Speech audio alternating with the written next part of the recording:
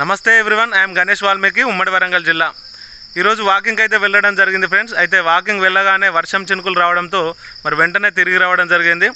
So ఇక్కడికి వచ్చిన తర్వాత మనం ఈరోజు మన హెడ్లైన్లోకి వెళ్దాము. హెడ్లైన్లోకి వెళ్ళే ముందు నేను పాటించని నీతి ముచ్చట ఏంటంటే, ఖర్చు అయ్యే ప్రతి రూపాయి కూడా అది మనది కాదు, అది ఎవరి దగ్గరికి వెళ్తుందో వాళ్ళది అవుతుంది. అంటే మన దగ్గర నుంచి ఖర్చు అయిన మన రూపాయి ఖర్చు పెట్టగానే పరాయి వాళ్ళది అవుతుంది. సో మన దగ్గర పొదుపుగా ఉంచిన డబ్బు మాత్రమే మనదిగా ఉంటుంది. వీలైనంత ఎక్కువ డబ్బును పొదుపు చేయండి అని చెప్పేసి ఈ నీతి ముచ్చట. సో ఇదైతే నేను పాటించలేదు, ఎందుకంటే మనకు రాబడి కంటే ఖర్చు ఎక్కువగా ఉండడం వల్ల దీని గురించి ఎప్పుడూ ఆలోచించలేదు. సో డబ్బును పొదుపు చేస్తేనే, డబ్బు ఉంటేనే మనకు సమాజంలో విలువ ఉంటుంది. కాబట్టి డబ్బును అయితే పొదుపు చేయండి.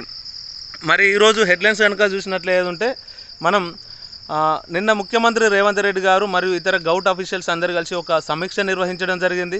ఆ సమీక్ష తర్వాత ఒక స్టేట్మెంట్ ఇవ్వడం జరిగింది. అది ఏంటిదంటే, మనం ఇప్పటివరకు హైడ్రా అనేది ఎఫ్టీఎల్ జోన్లో కానీ బఫర్ జోన్లో ఉన్నటువంటి నిర్మాణాలను అక్రమంగా ఉన్నాయని గుర్తించి వాటిని కూల్చివేస్తున్నారు కదా. అయితే దాని మీద ఒక క్లారిటీ ఇవ్వడం జరిగింది. అయితే ఇప్పుడు మనం హైడ్రా నోటీస్ ఇచ్చింది అనుకుంటున్నాగా, ఇప్పటివరకు హైడ్రా అనేది ఎటువంటి నోటీసులు ఇవ్వడం లేదు. అయితే ఆ నోటీసులు ఇచ్చేవన్నీ కూడా మనకు నీటిపారుదల శాఖ, పురపాలక శాఖ, మరి వాల్టా, జిహెచ్ఎంసి ఇలాంటి శాఖలు అన్నీ కలిపి ఆ అంశాల ఆధారంగా వాటికి నోటీసులు ఇవ్వడము, ఆ నోటీసులకు మనము హైడ్రా అనేది పనిచేసి వాటిని కూల్చివేయడం అనేది జరుగుతుంది. సో వర్షం అయితే ఇప్పుడు వస్తుంది సార్, నో ప్రాబ్లం. కూల్చివేయడం జరుగుతుంది. ఈ అయితే ఈ మనకు నోటీసులు ఇచ్చేవేమో వేరే శాఖలు, అంటే పురపాలక శాఖ, నీటిపారుదల శాఖ నోటీసులు ఇస్తే హైడ్రా అనేది కూల్చివేస్తుంది. కాబట్టి ఈ రెండింటి మధ్య గ్యాప్ను తగ్గించడానికి, ఈ రెండింటి మధ్య ఉన్నటువంటి కన్ఫ్యూజన్ తగ్గించడానికి ఇప్పుడు హైడ్రాకే ఆ పవర్స్ ఇచ్చింది అన్నట్టు. అంటే హైడ్రానే ఇక్కడ నుంచి వెళ్ళి నోటీసులు ఇస్తుంది. ఆ నోటీసులకు వాళ్ళు రిప్లై ఇవ్వకున్నా, లేకుంటే స్పందించకపోయినా కూడా ఆ హైడ్రా యాక్షన్ తీసుకుంటా అని చెప్పేసి మనకు నిన్న సమీక్షలో సీఎం రేవంత్ రెడ్డి గారు తెలపడం జరిగింది. అదేవిధంగా అంటే హైడ్రాను చట్టపరిధిలోకి తేవడానికి కూడా ప్రణాళిక జరుగుతున్నట్లు కూడా వారు చెప్పడం జరిగింది. దీంతోపాటు మరొక వార్త కనుక చూసుకున్నట్లయితే, 2024 హురిన్ ఇండియా రిచ్ లిస్ట్ అనేది ఒకటి విడుదల చేయడం జరిగింది. దీంట్లో 11.6 లక్షల కోట్లతో గౌతమ్ అదాని గారు భారతదేశ నెంబర్ 1 ధనవంతుడిగా ఉండడం జరిగింది.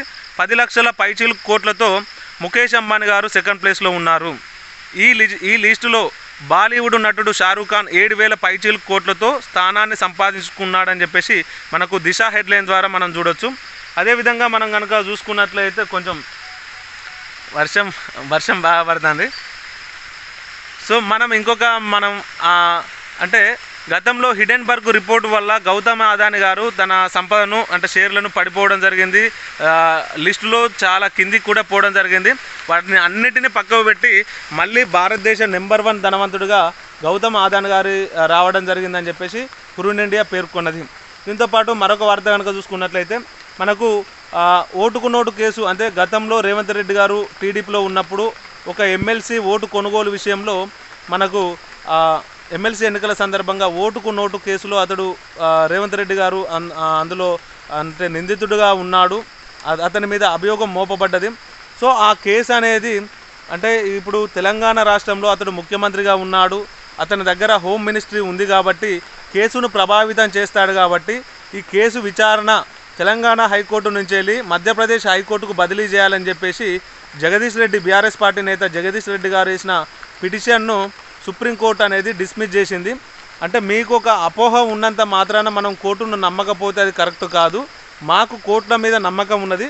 మీకేమైనా ఇబ్బంది ఉంటే ఒక ప్రత్యేకమైన ప్రాసిక్యూటర్ను ఏర్పాటు చేస్తామని చెప్పేసి అతడు వేసినటువంటి పిటిషన్ను కొట్టివేయడం జరిగింది. దీంతోపాటు మరొక వార్త కనుక చూసుకున్నట్లయితే, నిన్న జమ్మూ కాశ్మీర్లోని కుప్వారా, రాజౌలి ప్రాంతంలో ముష్కరులు చొరబడ్డారని చెప్పేసి, వారి కదలికలు ఉన్నాయని చెప్పేసి భద్రతా బలగాలు కుంబింగ్ నిర్వహించగా ఆ ముష్కర్లకు, భద్రతా బలగాలకు కాల్పులు జరిపి 3 ముష్కర్లు హతమయ్యారని చెప్పేసి మనకు దిశ హెడ్లైన్ ద్వారా మనం చూసుకోవచ్చు. దీంతోపాటు మన కేసీఆర్ గారు ఇక నుంచి వెళ్ళి ప్రజాక్షేత్రంలోకి కేసీఆర్ అంటూ ఒక హెడ్లైన్ రావడం జరిగింది. అంటే ఇక నుంచి వెళ్ళి రైతాంగ సమస్యలపై, ప్రజెంట్ రైతులు అనుభవిస్తున్నటువంటి సమస్యలను ఫోకస్ చేసి ప్రజాక్షేత్రంలోకి వెళ్ళి మరి పర్యటనలు చేయాలని, దాని ద్వారా రాబోయే స్థానిక సంస్థల ఎన్నికలలో బలం పెంచుకోవాలని చెప్పేసి బీఆర్ఎస్ పార్టీ ఆలోచిస్తున్నట్లు మన దిశ కథనం ద్వారా చూడొచ్చు. అదేవిధంగా నిన్న ఇంకా చాలా వార్తలు అయితే రావడం జరిగింది. సో వర్షం బాగా పడుతుంది, కొంచెం డిస్టర్బ్గా ఉన్నప్పటికీ మళ్ళీ మంచి వార్తలతో అంటే మళ్ళీ రేపటి మెయిన్ హెడ్లైన్స్తో మేము ముందుకు వస్తాను. Thank you.